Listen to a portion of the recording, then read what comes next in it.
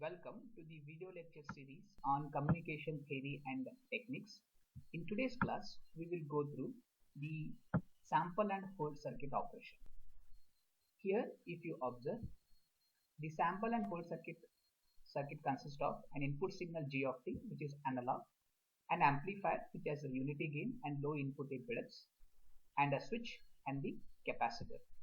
So here, how to obtain the sample and hold circuit output.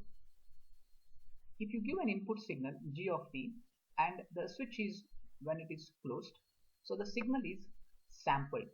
So here you can observe this is my input signal which is G of t, and when the switch is closed for a duration of t, it is sampled and the capacitor starts charging.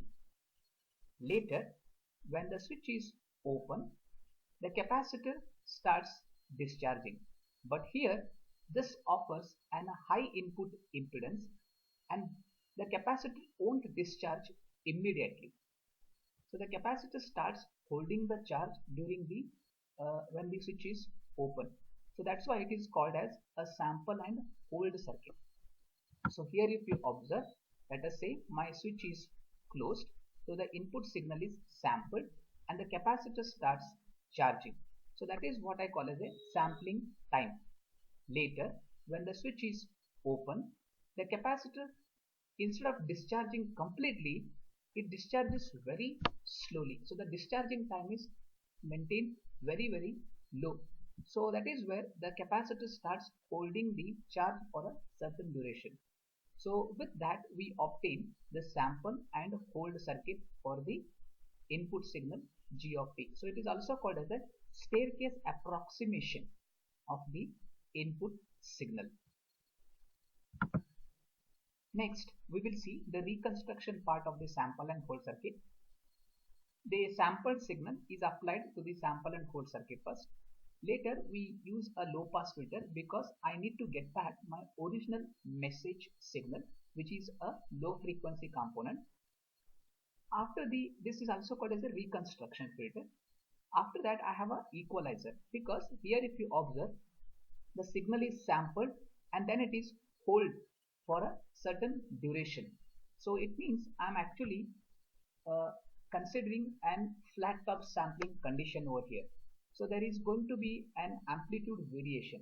So using an equalizer, I need to recompensate the sampled and the hold signal value. So here if you observe, I am sampling the signal and I am holding it for a certain duration, but actually my input signal is continuously varying, but I have holded the signal. Similarly here if you observe, I have sampled and I am holding it for a certain duration, but when I hold this signal, the actual input signal is continuously varying. So there is a small loss which is introduced. So I need to recompensate that using the equalizer at the receiver. So that is what is done over here. In the equalizer, you can make use of op-amp circuits, operational amplifier circuits here, so that you will get back the original message signal. Now let us see quickly a few of the equations.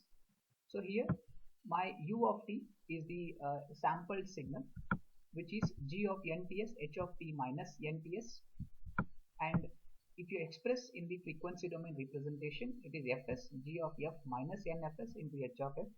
H of f is already known to us, which is ps sync n fst into e to the power minus j pi f ps.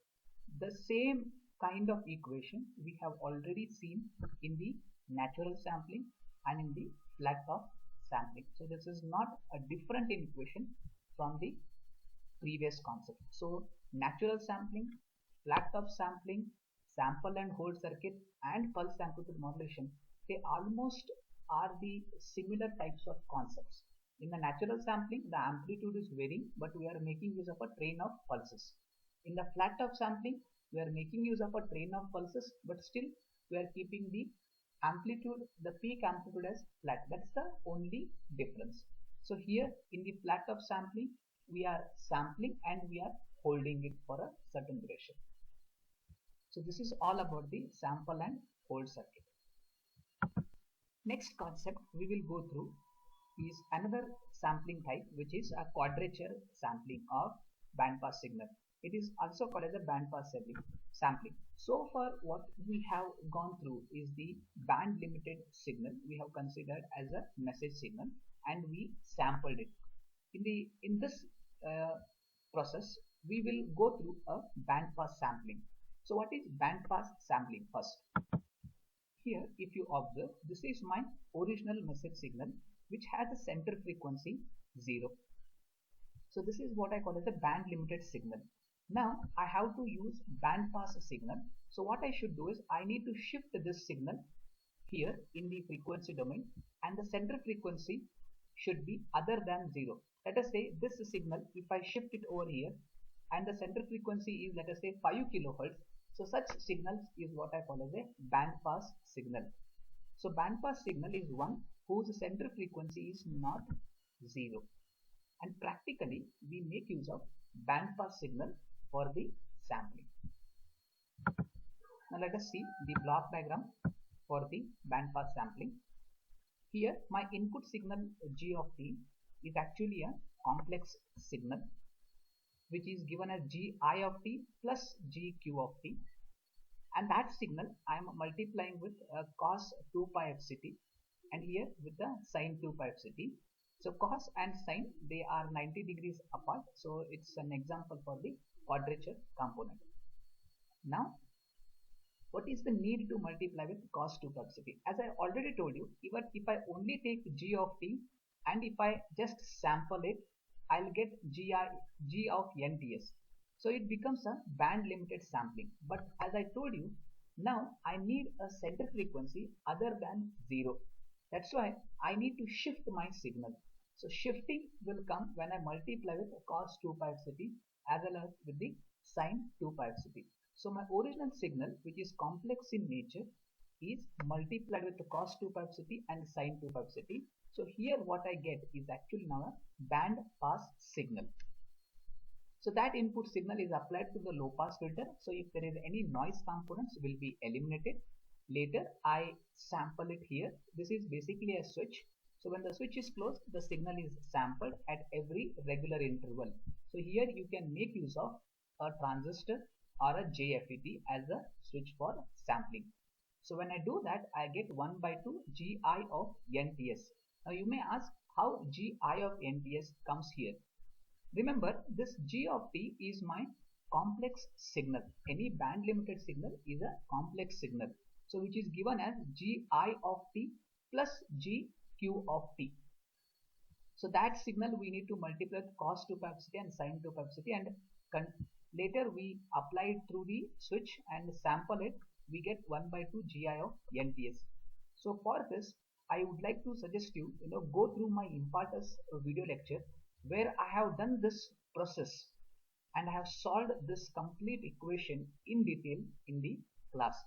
So for that, refer the link given in the description.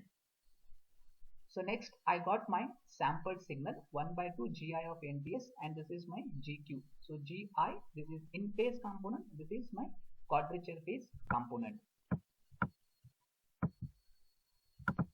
Later I need to now pass the gi of nts, which is my sampled signal, through the reconstruction filter. So this is basically what we call as a reconstruction of the sampled signal. So we do reconstruction because I need to get back my original message signal from the sampled signal. So gi of nts, which is my sampled signal, it can be scaled by 1 by 2, it can be scaled by 1 by 4. Okay, it is not a problem because it's just an amplitude factor. So pass that signal, sampled signal, through the reconstruction filter. So when you pass it, here what you get is actually a g of t, which is basically a band limited signal. It's a band limited signal, but as you know, we are dealing with band pass signal. So the g of t now needs to be shifted by a frequency of fc. So that's why I multiply with the cos 2 pi f ct. So g of t is the output of the reconstruction filter. That signal needs to be shifted by fc. Similarly, at the other end side, gq of nts pass it to reconstruction filter. Here I'll get a band limited signal, and that band limited signal needs to be shifted by FC. So I will be able to get my original G of t, which is a band pass signal. So this is the expression for the band pass signal G of t, which is Gi of t cos 2 pi fct minus Gq of t sin 2 pi fct. So Gi of t and Gq you will get because my original G of t is a complex signal. Okay, so that is Gi of t plus Gq of t, that you need to shift by multiplying with cos and sin, and that's how you will get the components. Again, I am requesting you to go through my Impartus video lecture where I have done these derivation and these steps in detail. So let us see the frequency domain representation. This is how I represent my bandpass signal. As I told you, if the signal is over here, which is having center frequency 0, it is band limited. So I am shifting that signal by a frequency fc. So this is my bandpass signal. This is my sampled signal. Okay.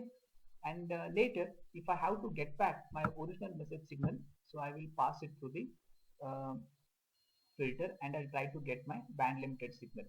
So here you can see a spectrum of band pass signal G of t, spectrum of low pass phase component Gi of t, and quadrature component Gq of t. So in the exam, if they ask you explain quadrature sampling, so you are expected to draw the generation circuit diagram and the reconstruction circuit diagram and draw this spectrum representing the band pass signal and the low frequency component of it.